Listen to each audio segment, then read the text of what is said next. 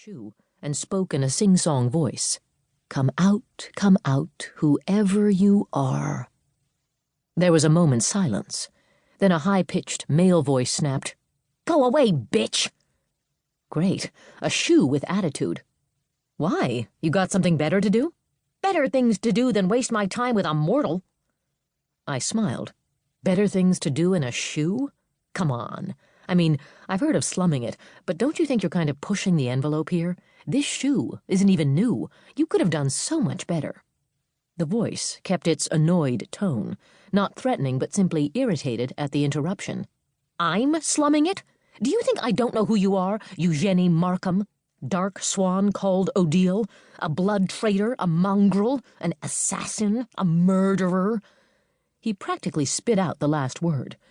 "You are alone among your kind and mine, a bloodthirsty shadow. You do anything for anyone who can pay you enough for it. That makes you more than a mercenary. That makes you a whore."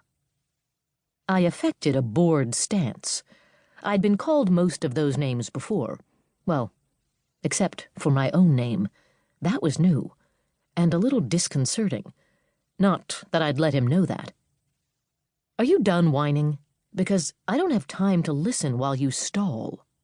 "Aren't you being paid by the hour?" he asked nastily. "I charge a flat fee." "Oh." I rolled my eyes and touched the wand to the shoe again.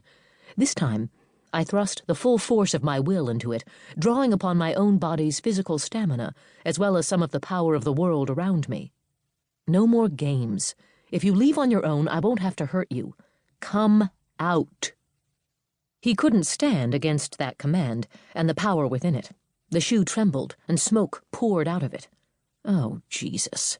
I hoped the shoe didn't get incinerated during this. Montgomery wouldn't be able to handle that.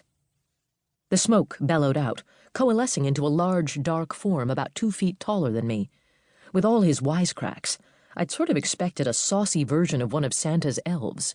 Instead, the being before me had the upper body of a well-muscled man, while his lower portion resembled a small cyclone.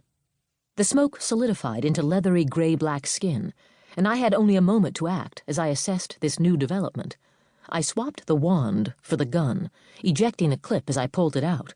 By then, he was lunging for me, and I had to roll out of his way, confined by the circle's boundaries. A K-race. A male K-race. Most unusual. I'd anticipated something fey, which required silver bullets, or a spectre, which required no bullets. K-race were ancient death spirits, originally confined to canopic jars. When the jars wore down over time, K-race tended to seek out new homes. There weren't too many of them left in this world, and soon there'd be one less. He bore down on me, and I took a nice chunk out of him with a silver blade. I used my right hand, the one I wore an onyx and obsidian bracelet on. Those stones alone would take a toll on a death spirit like him without the blade's help. Sure enough, he hissed in pain and hesitated a moment. I used that delay, scrambling to load the silver cartridge. I didn't quite make it, because soon he was on me again. He hit me with one of those massive arms, slamming me against the walls of the circle.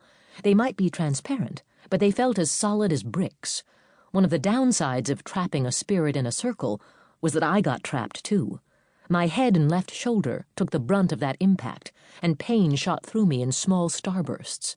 He seemed pretty pleased with himself over this, as overconfident villains so often are. "You're as strong as they say, but you were a fool to try to cast me out. You should have left me in peace." His voice was deeper now, almost gravelly. I shook my head, both to disagree and to get rid of the dizziness. "It isn't your shoe." I still couldn't swap that goddamned cartridge. Not with him ready to attack again, not with both hands full. Yet I couldn't risk dropping either weapon. He reached for me, and I cut him again. The wounds were small, but the athame was like poison. It would wear him down over time, if I could stay alive that long. I moved to strike at him once more, but he anticipated me and seized hold of my wrist. He squeezed it, bending it in an unnatural position and forcing me to drop the athame and cry out. I hoped he hadn't broken any bones. Smug, he grabbed me.